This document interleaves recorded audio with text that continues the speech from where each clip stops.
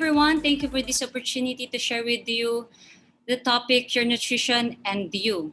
Naniniwala po ba kayo sa kasabihan na you are what you eat? Ibig sabihin po noon, yung mga kinakain daw po natin ay siyang magiging ikaw o ako.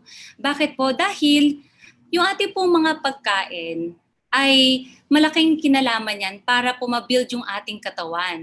So dahil po nagkakaroon ng breakdown yung mga tissues natin at kailangan po ng repairing ng ating katawan, pati po yung organs natin, ito daw po ay lahat nakukuha natin sa ating pagkain. So yung ating brain, yung ating puso, yung ating buong katawan ay kailangan po proper nutrition. At kaya po importante na pipiliin natin yung nutrisyon na para po dito. So ano ba yung right eating? Kailangan po na piliin natin kung ano yung mga dapat nating kakainin. Sabi po dito sa International Association of Athletic Federations, well-chosen foods will help athletes train hard, reduce risk of illness and injury, and achieve performance goals, regardless of the diversity of events, environments, nationality, and level of competitors. Ibig sabihin yan, lalo na yung mga talagang nag-i-engage sa mga sports, sa mga physical activities, kailangan po yung ating mga kinakain ay well-chosen. Kaya importante yung right eating para hindi lang tayo manalo o para lang maitawid natin yung ating mga sinasalihan. Bagkos kasama po dito is yung dapat maging malakas tayo, makaiwas tayo sa mga sakit. Ngayon po, when we say eating right, let's just start with a very simple word na carbohydrates. Ito po, lahat tayo familiar tayo dito, lalo na yung mga athletes natin. Dahil lagi natin naririnig yung carbo loading. Okay, ano ba yung mga dapat nating kakainin? Now, sa carbohydrates po, meron tayong tinatawag na simple carbohydrates. Ito po yung mga iniinom natin, yung mga sugar drinks, yung mga simple candies natin, simple carbohydrates, which is the candies, yung biscuits po natin, at pati yung mga pastries, at ganun din po yung mga donuts and chocolates. Ito po yung mga simple carbohydrates na kung saan mabilis siya mag-convert into blood sugar. Kailangan po natin ng carbohydrates para po masustain yung energy natin during the performance. And we do carbo loading, hindi lang during the performance, but before the performance. So yung workout natin, yung ating preparation, pero we highly recommend that you do not focus lang dun sa simple carbohydrates, kundi doon sa complex carbohydrates. Kasi ito mga complex carbohydrates, makakatulong talaga to, lalo na pag halimbawa ang workout mo ay pangmatagalan at gusto mo talagang kasama yung mga essential nutrients dun sa kinakain mo. Kasi yung mga simple carbohydrates, sila yung mga natanggalan na ng mga essential nutrients like thiamine, halimbawa yung whole wheat bread na naging puting tinapay, yung brown rice na tinanggalan ng mga hibla, ng mga fibers, ng mga thiamine, ng mga essential nutrients, at nagiging puti na siya. So gusto natin na kakain tayo ng carbohydrates, yung more on dun sa complex. Dahil nandoon, hindi lang yung carbohydrates na kailangan natin for energy, kundi yung mga essential nutrients para maging malakas tayo at talaga overall, meron tayong magandang pangangatawan. Now, isa sa mga dietary practices ng elite Ethiopian runners, they have found out na ang ganda nung kanilang diet. Kasi napansin nila nung 1996, parang ang daming mga elite na nananalo coming from the Ethiopia and also from Africa. So ito yung nakita nilang isa sa mga macronutrient intake nila. So mataas yung kanilang consumption ng carbohydrates. It's above 65%. And they have said na malakas talaga yung kanilang consumption when it comes to complex carbohydrates. Ano po yung complex carbohydrates sa particular na halos kinakain nila?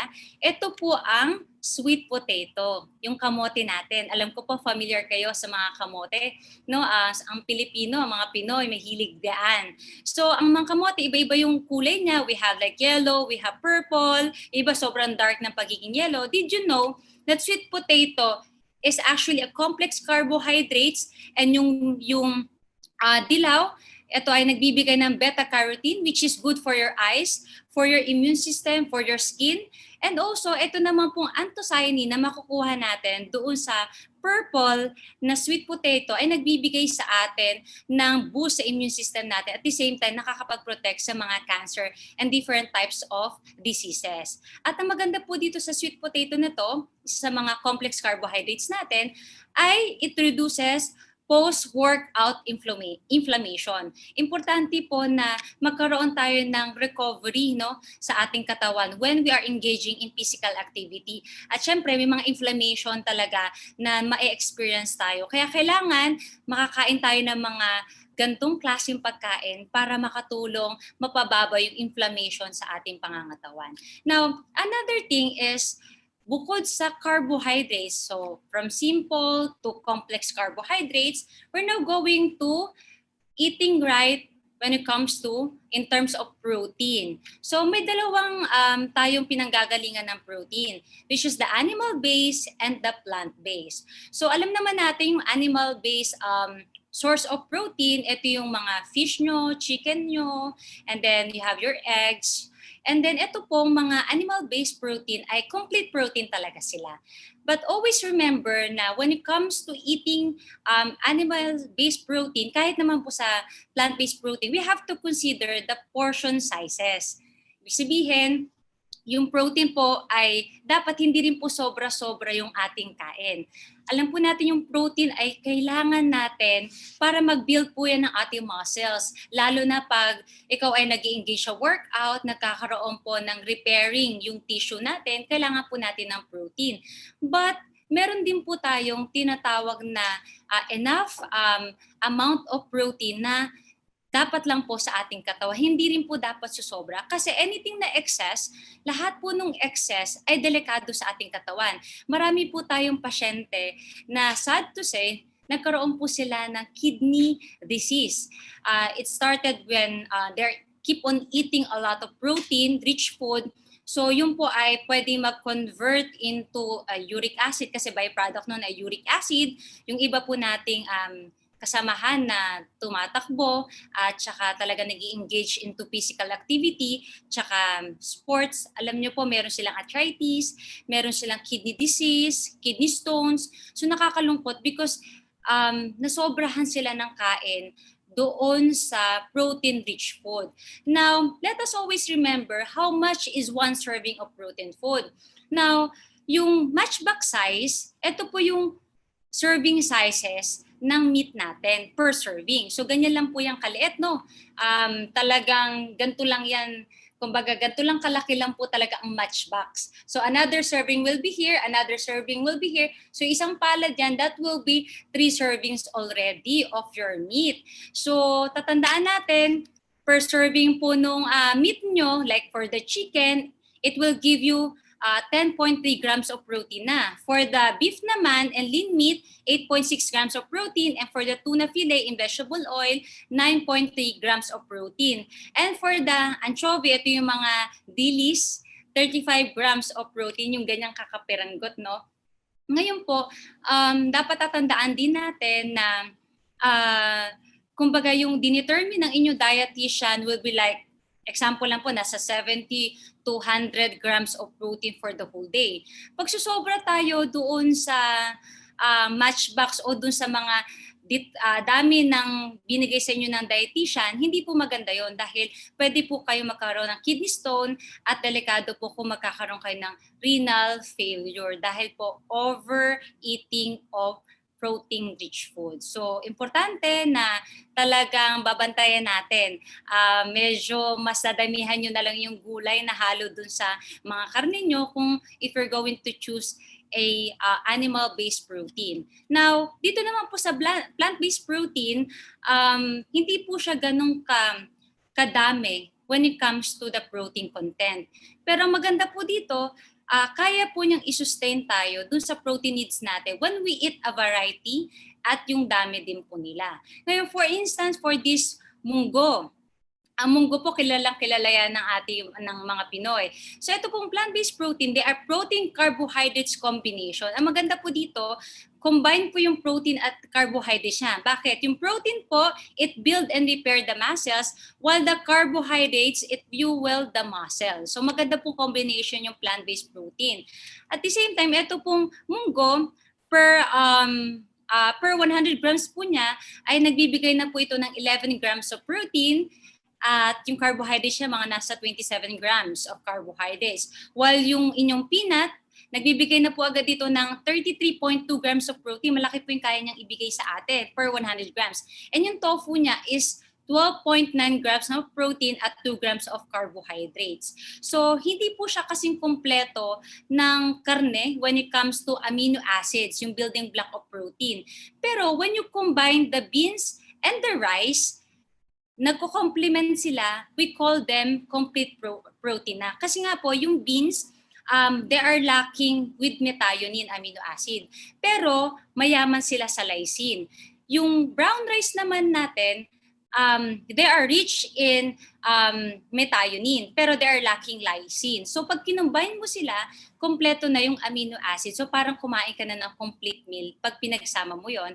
Also, like your whole wheat bread with peanut butter, yun po ay complete protein na makukuha nyo doon. So maganda lang dito sa plant-based protein, you can eat more. Kumbaga marami-rami yung makakain mo at yung protina naman ay ma-reach mo yung kailangan mo. Doon naman sa animal, medyo mga matchbox size lang siya. And then kailangan babantayan mo talaga yung serving portion niya. But dito rin, kailangan mo rin ng portion serving. Pero mas marami ka lang makakain compared doon sa plant-based protein. Okay, let's now proceed naman doon sa isang study. Ito yung study po ng food and micronutrient intake ng mga elite Ethiopian distance runners. They have found out na yung kanilang intake ng protein ay 76% was derived from vegetable sources. So kung makikita nyo dito sa ating slides, mas madami silang kumain ng lentils, mas mahilig silang kumain ng mga beans and chickpeas. At proven nila na ito yung pinaka-sources talaga nila ng protein at nakakapag-sustain ng kanilang tawag dito, activities. Now, let's now proceed doon naman sa eating right when it comes to our fat. So, meron tayong tinatawag na bad fat and good fat. Bakit bad fat, no? Because of its concentrated yung kanyang saturated fat. It has cholesterol. Of course, yung fats po, importante yan sa ating katawan. Not too much. Dapat lang po, meron tayong recommendation. Individually, magkakaiba. Pero sa mga athlete, meron din tayong guidelines on that. Pero when we are choosing to eat the fat item, dapat po ay pipiliin natin yung mga good fat. Yung intact pa doon yung mga essential nutrients niya. At saka talagang tinatawag natin silang whole food, no? Whole food meaning to say talagang kaya nating kakainin natin siyang buong buo at less po yung kanyang process. Hindi siya dumaan sa proseso talaga. So yung mga bad fat, ito po yung mga nakikita nyong talagang sa ugat natin ay dumidikit at nagkukos po ng heart disease, stroke, at diabetes din po. So kung pipili po tayo between bad fat and good fat, much better po na piliin natin good fat, whole food po sila, at saka hindi lang po fat yung maibibigay nila sa inyo, kundi yung kagandahan ng pangangatawan at makakaiwas sa sakit. Now, let me just share with you the avocado. Ito pong avocado na ito, maganda po kung season ito, kung halimbawa meron po ito marami yung production dito sa Pilipinas. Kasi itong avocado, did you know na ito po ay 60% monounsaturated fatty acid, which is good for our heart. And it has B complex. Alam niyo po sa mga B complex, niacin, thiamine, yung mga B6 nyo, yan po ay makikita nyo ang avocado ay halos kumpleto po when it comes to B complex. And B complex po, kailangan po natin yan for metabolism of our fat. And also po, ang avocado has folate, vitamin C, vitamin E, vitamin K for clotting, and for our immunity, and anti-inflammatory properties for fast recovery time. So if we're going to choose po yung fat, mas mainam yung whole food na fats at saka po yung marami pong maibibigay sa inyo na benefits, especially this avocado. Wag niyo lang pong hahaluan yan ng mga ng mga sugar, okay, ng milk kasi po talagang it can palpitate, pwede kang mag-palpitate, pwedeng tataas yung fats mo pa. So mas mainam kakainin mo lang yan. Ako ginagawa ko dyan when I travel, nilalagay ko lang yan sa tinapay, pinampapalaman ko lang yan. So kung talagang you are kung sanay yung dila mo na kumain ng mga natural food, mas malalasahan mo yung avocado, yung natural taste niya. At actually, ang lasa po niyan ay parang butter. So yan po yung natural butter na hindi dumaan sa process. Okay? And then let's just proceed to the essential nutrients. Ito po yung mga kailangan ng kababaihang athlete, no? Yung mga nabanggit natin, lahat yun kailangan natin. At ito pong essential nutrients, ito po yung mga kailangan na nutrients ng mga kababaihang engaged in sports. So yung iron, folic acid, calcium, B vitamins, and zinc. So alam natin na malaking bagay po yung calcium to build our bones, to build our immune system, yung B vitamins natin, yung zinc din po. Alam natin during the pandemic, naririnig natin yung zinc, you have to take zinc vitamins or yung mga pagkain mayayaman sa zinc. Pati po yung iron, importante yan, lalo na po tayo ay monthly, nagkakailanganin po natin ng iron supplement for our system, and also folic acid kasi po kumbaga tayo ay childbearing na mga tao, na mga kababaihan, so kailangan po natin yan to prevent mga birth defect. So ngayon po, ito po yung mga pagkain mayayaman sa essential nutrients. Ito po yung talbos ng kamote. Sino po yung mahilig niya sa talbos? Yung talbos ng kamote, yan yung isinasalad mo lang, nilalagyan mo lang ng kalamansi, ng asin, kaya pati ng kamatis at sibuyas. So it has 12.4 milligrams of iron per 100 grams ng talbos ng kamote. Alam niyo po, pati yung sabaw noon, yung pinaglagaan noon, pwede niyo pong gawing tea. Lalagyan niyo lang ng kalamansi and then little honey. So pwede niyo na siyang gawing tea. And what else po? Etong ampalaya dahon, yung tinatawag natin bitter gourd leaves, mapait po yan pero napakatindi ng sustansya niyan at pwede niyo pong ihalo yan sa mga munggo niyo. It has 339 milligram of calcium per 100 grams ng inyong ng ampalaya. So pag hinalo niyo sa mga beans, maganda na po yan. And by the way po, yung mga beans, let me just go back to the beans, hindi po yung nakaka-arthritis ang mga beans ha. Ang nakaka-arthritis po yung hinahalo niyo sa mga beans, sa munggo, yung inyong pong pork, yung inyong tinapa, yung chicken, kasi pag pinag-combine yung animal protein and plant-based protein, sobrang taas na po ng protein nun. At syempre yung animal-based protein ay mataas po sa uric acid. Now, ito naman pong banana, ito yung easy on-the-go source of B6. Folate, thiamine, riboflavin, and niacin. So maganda po yan talaga when it comes to diet ng mga athlete dahil sources siya ng mga folate. Tsaka ang dali-dali po niyang kainin. Kumbaga, bago ka tumakbo, bago ka mag-engage in your workout, pwede ka kumain yan. Pwede naman after ng workout mo, pwede mong kainin. So ito yung pinakamadaling source ng ating mga essential nutrients. And syempre, yung ating chickpea, yung inyo pong garbanzos, yan po ay kung hindi nyo pa natatry, itry nyo po mas mainam dahil it has 19% or 2.07 milligrams of zinc. Zinc po yan per cup. So yung ating chickpeas po ay, if you want to become a plant-based athlete, pwede rin pong i-try nyo itong chickpea kasi po it has zinc and also rich source of protein, plant-based protein.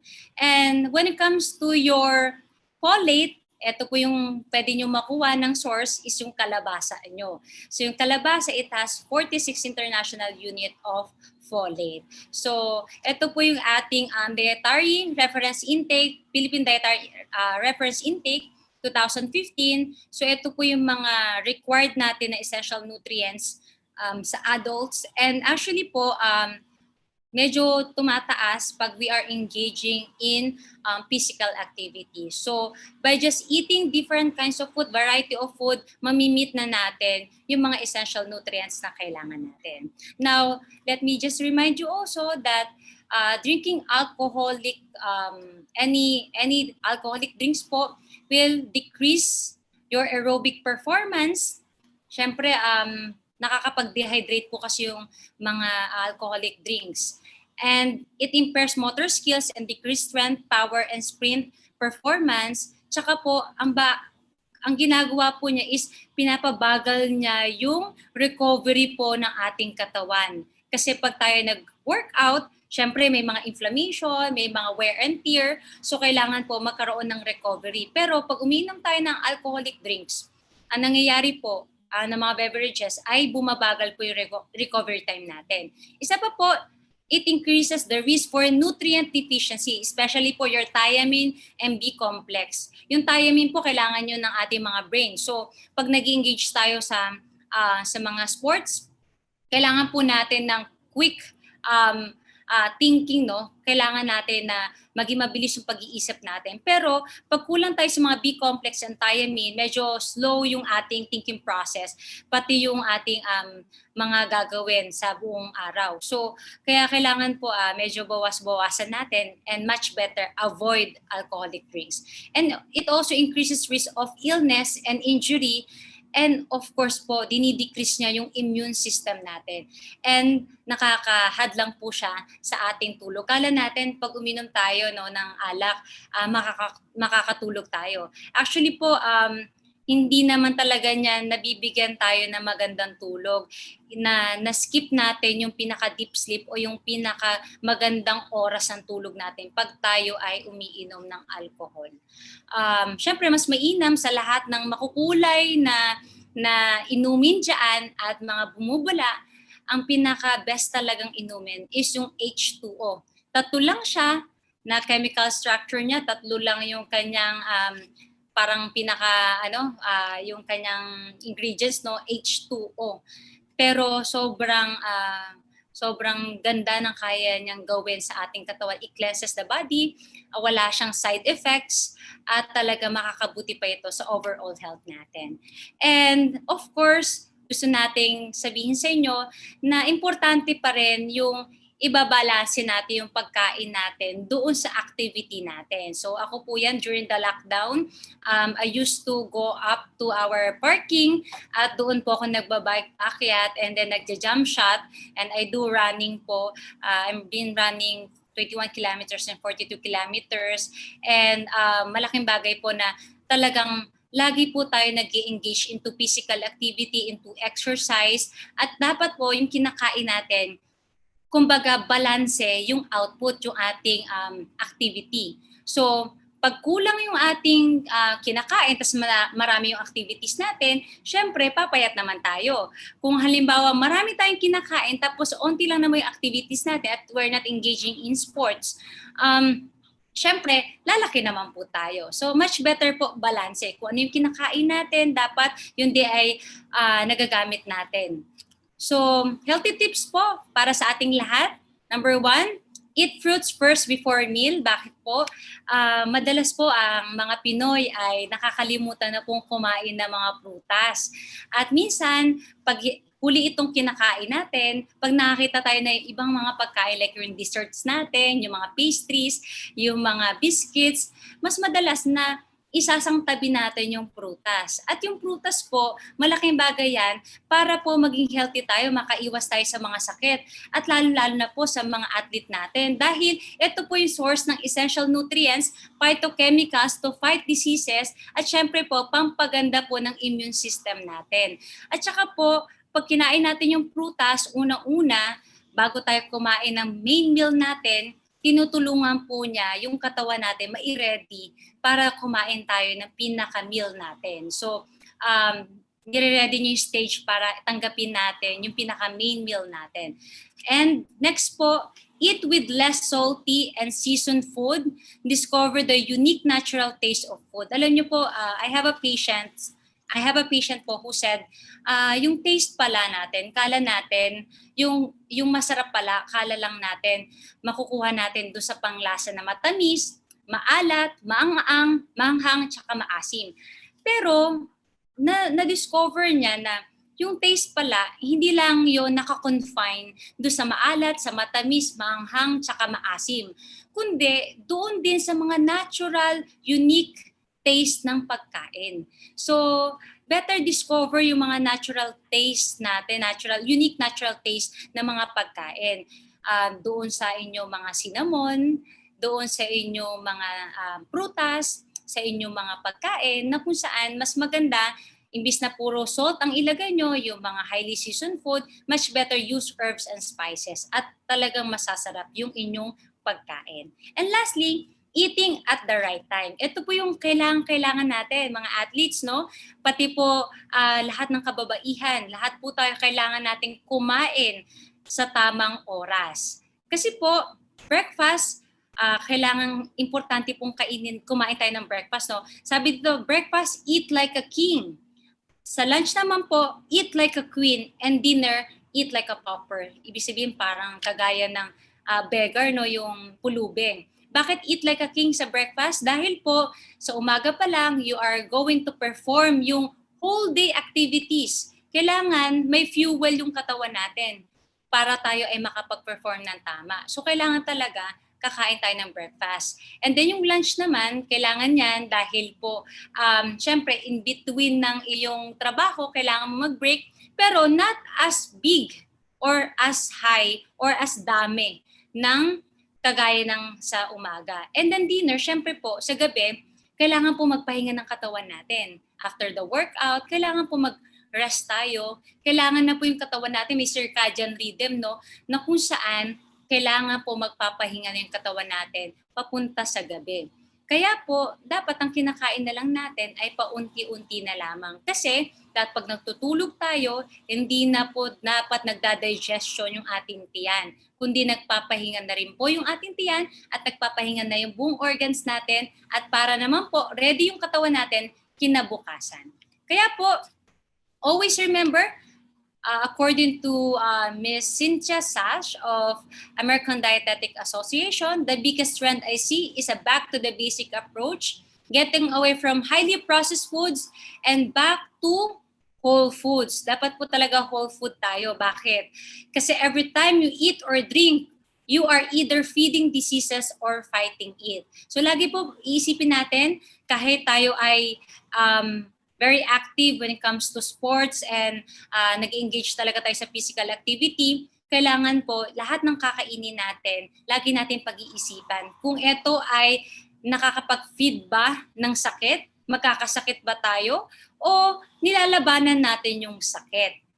At always remember, kaya naman po tayo gusto maging healthy, not only for ourselves, dahil po sabi sa 1 Corinthians 10:31, therefore, whether you eat or drink or whatever you do, do all to the glory of God. Kasi itong katawan natin ay templo ng banal na spirito at hindi ito sa atin talaga, pinahiram ng Panginoon at we were bought with a price. So, let us glorify God sa lahat ng ating kakainin, iinumin, sa lahat ng ating gagawin at maganda na nag-glorify natin ating Panginoon in our competitions, in our sports na sinasalihan natin, sa lahat ng gagawin natin, we give glory and honor to our Creator. At alam ng Panginoon kung ano makakabuti sa ating katawan.